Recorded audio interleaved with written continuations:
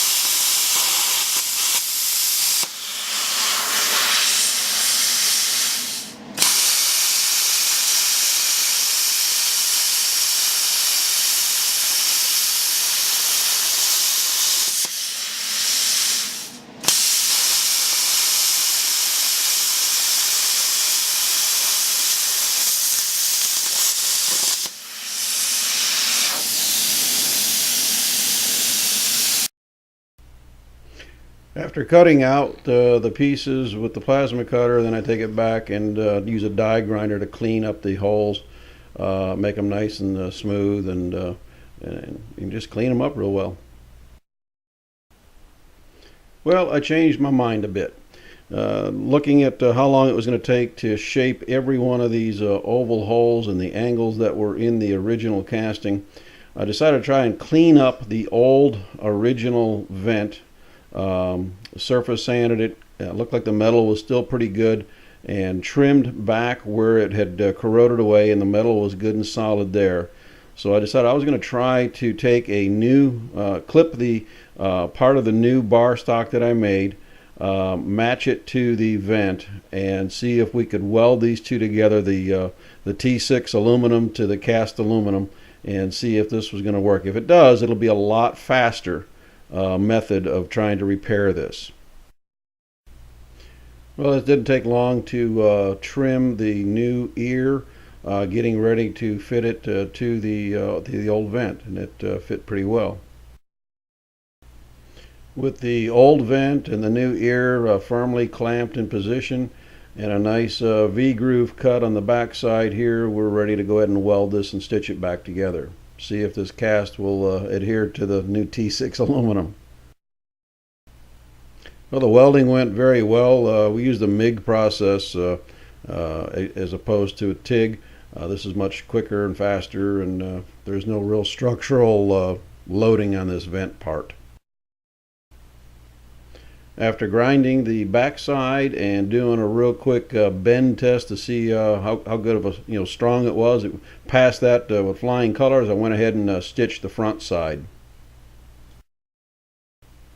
And after spending some time surface sanding all the welds down to where they were perfectly flat, went and primed it with some metal etching primer and followed up with a satin black finish. It looked really good. I was really happy how it came out, and repairing just the ear was considerably less time consuming than fabricating the entire piece from scratch.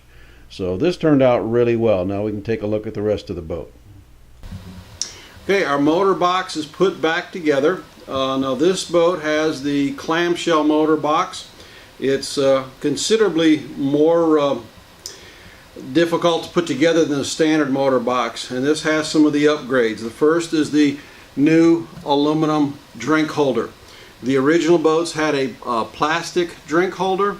They were prone to cracking. If you bumped them with your feet or were sitting in the motor box, they'd crack and break. Later years, a teak drink holder was tried, and they didn't seem to hold up. So this is a machined and milled out of T6 aluminum, a 1/4 inch thick aluminum flat bar. It's quite substantial. Next is the bubble trim, the trim that goes underneath the box and the top. That bubble trim is available again, and it is installed all the way around. It's got a gasket seal that goes around the top. This latch catch is also available again. Some of these were known to break in the field, but this is also available. Now we're going to go to the front. Okay, on the front of the motor box, on the clamshell motor box, the small hinges were originally a cast pot metal hinge. They were tend to break. So these are the new all stainless steel hinges. They're available now on the site. We have these hinges. Now this box came with a stainless steel handle. The original one had a it kind of looks like a luggage strap handle that went on the motor boxes, but we have these available. The original ones we have available again, but this customer preferred the stainless, but we have both of those. So next we're going to open it up. The next part that's a common failure are the support springs. They get weak and tired and old. We have those also on the part site. And that pretty much completes the boat, other than the big part that's missing in the middle. Inside here is where the engine belongs, and there's nothing in there this week, but hopefully in the next week we can rectify that and come up with a new motor for it. So that's our update. We're really close to the end here, guys. Thanks for watching another video from SkiBoatPartsOnline.com. My name is Ron, and remember to click on the little boat icon up in the upper left-hand corner to subscribe. We'll see you next time.